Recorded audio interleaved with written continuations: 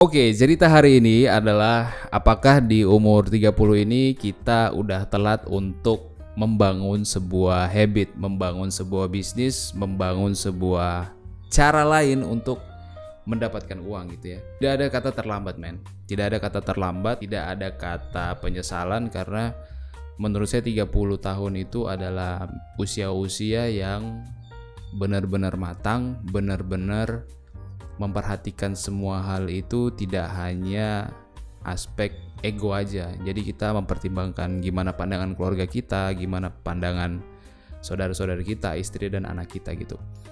Tapi semisalnya kita gagal, itu adalah hal yang wajar. Setiap proses memang butuh pengorbanan. Setiap uang, contohnya aja nih, setiap uang yang ingin kita ambil dari suatu tempat, otomatis kita butuh usaha juga yang sebesar uang itu gitu. Di dunia yang sangat crowded ini sebenarnya kita butuh pikiran yang jernih, pikiran yang benar-benar bisa membentuk core hati kita gitu ya. Karena banyak banget di umur 30 tahun ini juga masih merasa bingung, termasuk saya ya. Saya juga masih ibaratnya meraba-raba gitu. Gimana nih kedepannya seperti apa? Masa depan yang belum pasti ini kira-kira saya bisa provide keluarga atau enggak gitu ya. Dan mungkin itu hal yang terjadi di umur 30 ini gitu. Ya kita coba untuk belajar, kita coba untuk menerima semua hal yang ada di usia saat ini. Dan itu tadi di antara dunia yang sangat crowded ini kita pengen pikiran kita itu jernih gitu. Kita pengen memiliki standar yang kita miliki di tengah dunia yang sangat jenuh ini. Apa itu maksudnya? Maksudnya gimana sih, ini kayaknya ribet banget gitu. Seperti ini saya kasih contoh, seperti saya nonton podcastnya David Goggins sama Joe Rogan ya, katanya hal yang paling saya benci di dunia ini adalah bangun tidur dan lari gitu.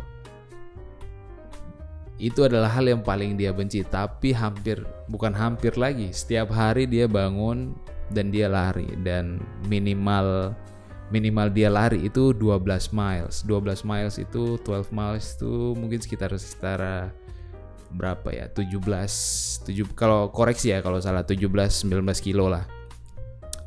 Dan dia ngerasa bahwa untuk menghadapi hari-harinya dia harus lari. Jadi lari itu semacam dia punya pelindung ya, dia punya perisai untuk melawan hari-hari tersebut. Nah, maksudnya sebelum kita masuk ke dalam dunia luar sana gitu ya, kita harus membentengi dirinya. Mungkin David Goggins dengan lari ya, tapi sebagai umat yang beragama tentu kita membentengi diri dengan mungkin kita ibadah subuh, atau kita sholat subuh gitu ya, atau enggak meditasi, kemudian mencoba hal-hal kecil yang membuat kita merasa pride di hari itu, yang membuat mood kita bagus di hari itu.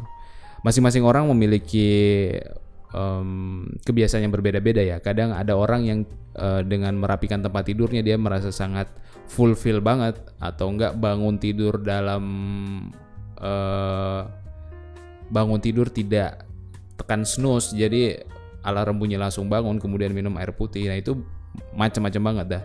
Dan habit-habit kecil itu sebenarnya, ini prediksi saya ya, ketika kita membangun habit-habit kecil itu, dia bakal menentukan nih 5 tahun, 10 tahun kita ke depan tuh bakal kayak gimana gitu. Jadi sebuah benih yang kita tanam dari hal kecil itu dia bakal berkembang. Dia bakal berkembang seperti apa? Contoh, kita udah kebiasaan bangun pagi, kita bakal powerful energinya.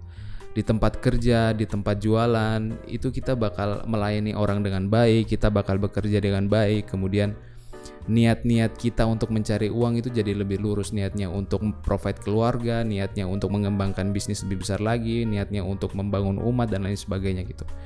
Jadi inti dari pembicaraan ini adalah coba kita untuk menumbuhkan sifat itu, rasa itu. Jadi rasa itu tuh yang membuat kita seperti menjadi manusia gitu, merasa kalau kita tuh ada purpose-nya di hidup ini gitu.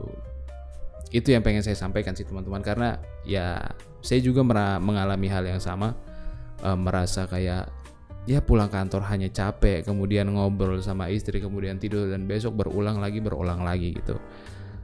Dan sampai suatu ketika membuat video semacam ini membuat saya kayak, oh saya kalau nggak buat kayak gini tuh ada yang kurang gitu ya. Nah mungkin teman-teman bisa menemukan apa yang teman-teman suka gitu, dan berharapnya dengan hal kecil yang tadi kita tanam, insya Allah mudah-mudahan bisa berdampak besar pada kita di kemudian hari. Dan sesuatu hal yang baik itu tidak mungkin tidak memberikan hasil yang baik.